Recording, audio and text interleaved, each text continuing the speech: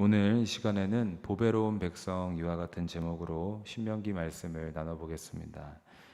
오늘 본문은 신명기를 총 4부로 나눈다고 했을 때 2부에 해당되는 결론을 2부의 결론에 해당되는 본문입니다. 즉 2부를 4장 44절부터 26장 19절까지로 본다면 2부에서는 모세가 40여 년 전 시내산에서 받았던 하나님의 율법을 다시 정리하고 해설하는 본문이 내용들이 있었습니다. 그래서 보시면은 2부에서는 저희가 이전에 봤었던 본문에서는 어떤 규례 이런 내용들이 앞에 본문에 많이 기록되어 있었던 것입니다.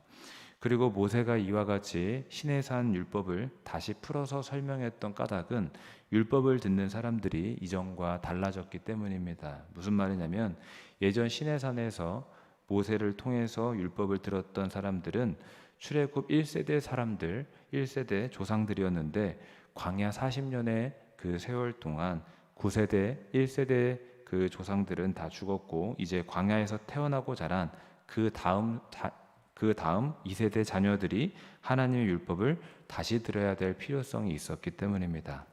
따라서 모세는 시내산에서 받은 하나님의 율법을 다시 그 자녀들에게 상세히 설명하고 있습니다. 그리고 이어 오늘의 본문은 앞서 본문에서 쭉 설명됐던 그 율법 조항들에 대한 순종을 촉구하고 있는 말씀이 나오게 됩니다. 단 4절의 말씀이지만은 이 안에는 아주 직설적으로 율법에 대해서 순종할 것을, 율법에 대해서 준수할 것을 명하고 있습니다. 먼저는 하나님께서 이스라엘에게 명령하셨으니 마땅히 순종해야 된다라는 말씀이 나오고 또 그 다음은 백성들이 하나님께 순종하면 그에 따라 복을 받을 것이니 또 모든 민족 위에 뛰어난 백성이 될 것이니 순종해야 된다 이렇게 기록하고 있습니다. 이렇게 요약할 수 있는 말씀으로서 오늘 말씀은 한마디로 요약하면 주님께서 그의 백성에게 순종을 요구하신다라는 것입니다. 이것을 기억하면서 함께 한 절씩 읽어보고 말씀을 나누겠습니다. 먼저 16절을 읽어보겠습니다. 오늘 내 하나님 여호와께서 이 규례와 법도를 행하라고 내게 명령하시나니 그런즉 너는 마음을 다하고 뜻을 다하여 지켜 행하라.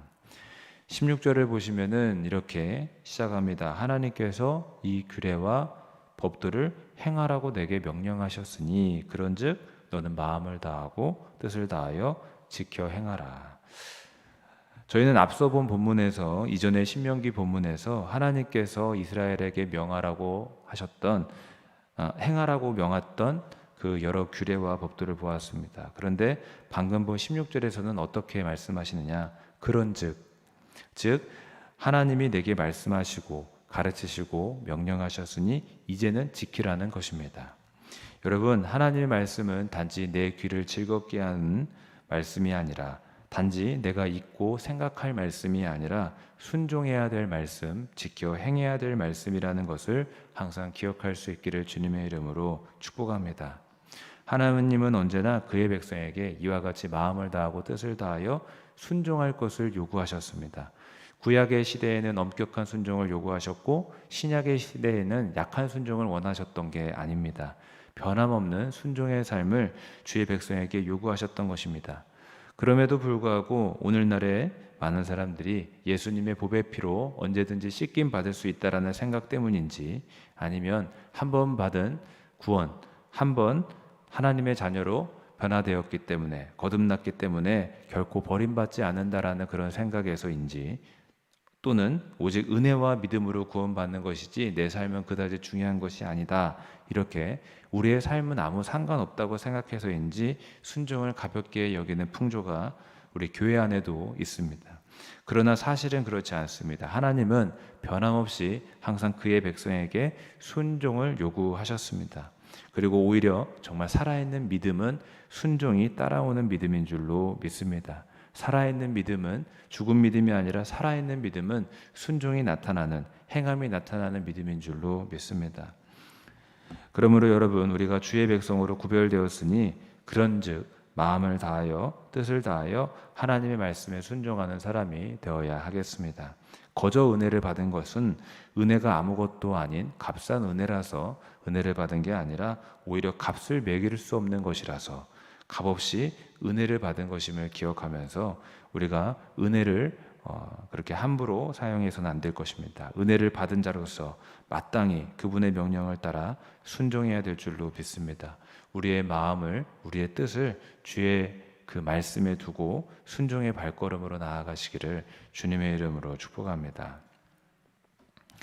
이제 17절을 다시 또 읽어보겠습니다. 내가 오늘 여호와를 내 하나님으로 인정하고 또 그 도를 행하고 그의 규례와 명령과 법도를 지키며 그의 소리를 들으리라 화건하였고. 보시면은 이스라엘 백성들이 스스로 이렇게 고백합니다. 여호와를 하나님으로 인정하며 그 도를 행하고 지키겠다고.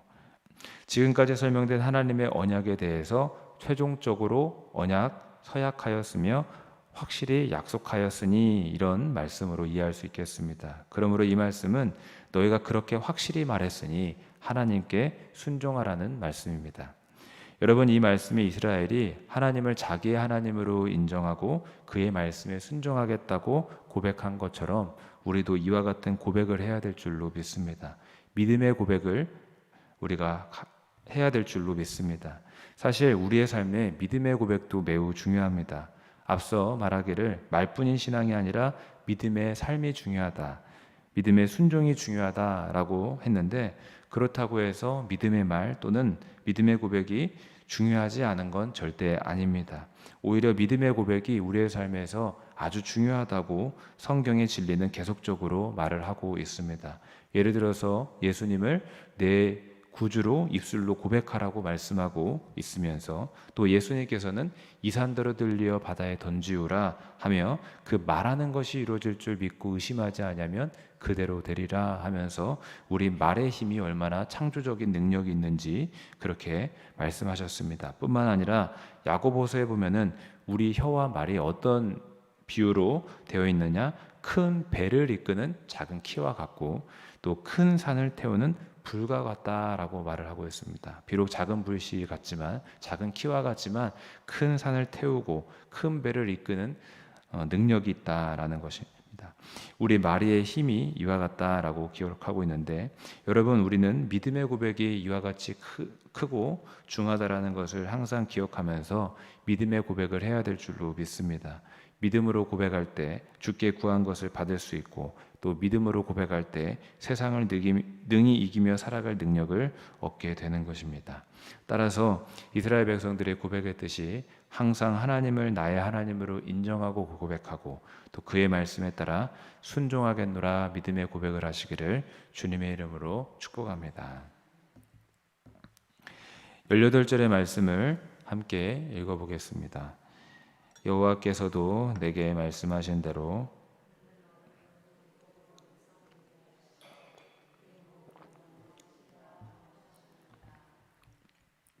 아멘. 이 말씀은 하나님께서 이스라엘을 주의 보배로운 백성이 되게 하셨고 그 모든 명령을 지키라 명령하셨다라는 말씀입니다. 생각해보니 정말 이스라엘 백성들은 행복하고 정말 많은 은혜를 받은 백성이 맞습니다. 세상 많은 나라들과 민족들 가운데서 하나님으로부터 특별한 택하심을 받았기 때문입니다. 그리고 하나님의 특별한 보배로운 백성이 되었기 때문입니다. 그런데 우리가 여기서 유념할 것은 하나님께 택함 받은 것은 단지 이스라엘 백성들만이 아니라는 사실입니다. 바로 우리 역시도 하나님의 특별한 선택과 또 그로 인해서 보배로운 백성이 되었다라는 사실입니다. 물론 아브라함의 후손 이스라엘 백성을 택하여 그들을 선민 삼아 제사장 나라 삼아 그들을 통해 열방이 구원받게 하신 하나님의 계획이 있었지만은 그 아들 예수 그리스도를 통해서 누구든지 하나님의 백성이 되게 하셨다라는 사실 역시 우리로 하여금 큰 은혜를 주는 것입니다. 예수 그리스도를 믿는 자 누구든지, 하나님과 새 언약을 맺은 자 누구든지 하나님의 보배로운 백성이 되며 하나님의 자녀가 되게 하셨습니다. 그리고 바로 여기 모인 우리가 다 같이 예수님을 나의 구주로 믿고 하나님의 택함 받은 영적인 이스라엘이 다 된 줄로 믿습니다. 따라서 하나님께서는 그의 백성된 우리를 사랑하시고 언제나 돌보아 주시는 것입니다. 그런데 아시다시피 주의 백성은 은혜와 사랑만 받는 게 아닙니다. 특권만 있는 게 아닙니다. 백성의 삶과 의무가 함께 따라오는 줄로 믿습니다. 그러므로 우리는 주의 백성답게 살아야 합니다. 주의 말씀을 따라 순종해야 됩니다. 하나님을 왕으로 보신다면, 하나님을 나의 주인으로 보신다면 그분의 주권을 따라서, 그분의 말씀을 따라서 순종하는 것이 마땅하다라는 것입니다. 여러분, 나 자신을 바라볼 때 하나님의 영적인 이스라엘이며 하나님의 보배로운 백성이라는 사실을 기억할 수 있기를 바라겠습니다. 그리고 나아가 주의 백성답게 사는 삶이 우리의 삶인 것임을, 순종의 삶이 우리의 삶인 것임을 다시 한번 기억하기를 주님의 이름으로 축복합니다. 이제 본문의 마지막 19절을 다시 한번 더 읽어보겠습니다.